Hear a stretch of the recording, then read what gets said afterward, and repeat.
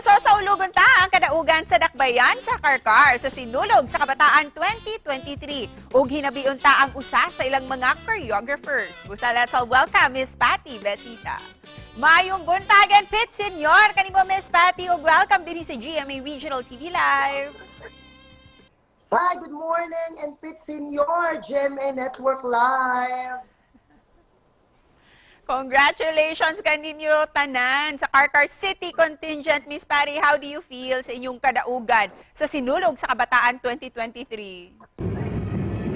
Of course, malipayon ang tibuok Karkar. Musidlak ang Karkar. Musadya yun sa akong kadaugan na akong nakabot sa niaging Sinulog sa Kabataan 1 Cebu Island. Sige, bati ninyo nga subli na mibalik gayud ang ato ang Sinulog Festival ug makita na ninyo ang inyong audience this time. Of course, medyo na-actually kitawag ko ka na ganing heartwarming kaayo kay 2 years man na-stop due to the pandemic and now we're back on stage. Kaya struggle po siya at the same time because we have 90% of our dancers are all new.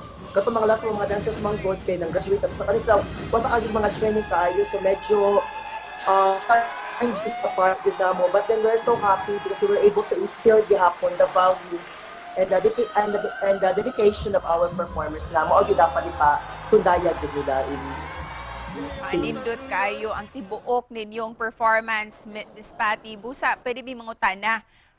Asa mo ni kuha sa konsepto ni ini? Asa mo ni kuha inspirasyon sa tibuok performance ninyo? Yes, our artistic director who happens to be our choreographer good for the past years.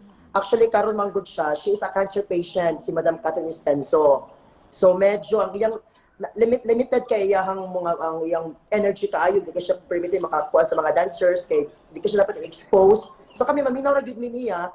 And then by that time mga early November, ang mga late November na gyud, when we have our meeting, so what's the concept, Madam? And she said, we have survived the pandemic. So kinahanglan kana nga message ato na siya ipakita sa mga katawhan that the pandemic nga dili gato malimtan ang values nga atong nahiaguman sa pandemic, no? So our concepts actually depicts the poverty, the hunger and the healing that we need kat mga panahona. So in ato siya may pagka-historical siya, but we inject some diseases like the lepers nga di ba ang mga lepers man gud sa una kung mugawas sila medyo kanang pandidirian gud siya. Same sa hitabo ko pandemic pag COVID nga kun ay ma-COVID nga tao mag-mask gid ang na but before amatay mask nga magamit so we use the sarong as our perhaps nga mapakita na mo nga gibahuan or kanang ipakwil sila. Idea, that's the idea mo yung madam nga poverty, hunger and healing. Miss Patty, ubay-ubay inyong mga awards nga nakuha sa Sinulog sa Kabataan para kaninyo, para kang kinsa ninyo gihalad kining inyong kadaugan. Of course, ginahala mo no, sa mga tao nga nagtabang gyud namo among LGU Karkar. We also dedicate our performance sa mga marginalized people, mga outcasts nga mga tao nga medyo wala kaya taga-importansya sa society. Nakatong mga masakit atong gipang ako nahuna ta maka-reflect ta nga silap yan nga iyon yakabang nga makutangay na tampo nga makasurvive sila sa ilang mga struggles. Ubay-ubay gayud nga mga awards ang nahakot ninyo, no? Dili lang this year sa Sinulog sa Kabataan. Busa usay sekreto sa kanunay ninyong kadaugan. Ang sekreto namo aside from ni Madam Estenso nga very yung physical din ayo ka anak ka energize na but yung mood ko lang feel na aging primitive. Kunya ang amo sa pagpaningkamot ang unity sa City of Karkar na agyon. Busa, unsa pa ang mga angay namong atangan sa Grand Showdown sa Sinulog 2023? You watch na lang gyud sa among presentation on Grand Parade, Sinulog Grand Parade. And Miss Patty, kinsa ang imong gustong pasalamatan ni ining subli ninyong kadaugan? Pasalamat mi sa tibuok Karkaranon sa mga tao nga nisuporta namo.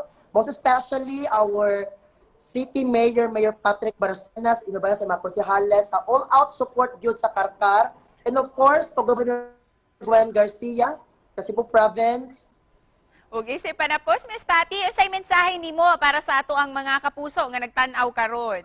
Sinulog is fast approaching na natakaroon sa kuan sa selebrasyon sa Sinulog. Naginaot mi nga kita tanan mag-ampo tang tanan, iampo nato ato mga kagsuunan nga nagdisod, mga na marginalize, mga walay kaon.